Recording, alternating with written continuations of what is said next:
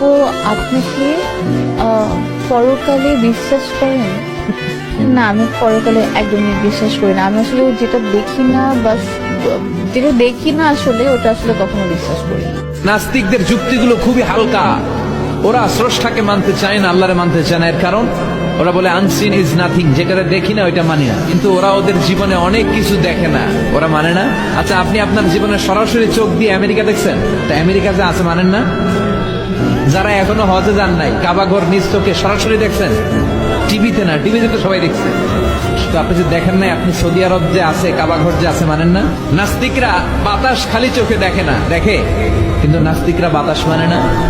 Why do you believe on that? বাতাস মানুষ কেন? তোর দাদা তোর বাবা কোনোদিন বাতাস দেখছে? তুই তোর চোখ দিয়ে কোনোদিন বাতাস দেখেছিস? বাতাস বিশ্বাস করো কেন? কেউ যখন মাথা ব্যথা অনুভব করে বলে যে আমার মাথাটায় প্রচন্ড ব্যথা, ওর যে মাথা ব্যথা দেখা যায়, মাথা ব্যথা থাকলেও মাথার অবস্থা যা, না থাকলেও এটা দেখা যায় না। So why do you believe on that? মাথা ব্যথা দেখা যায় না।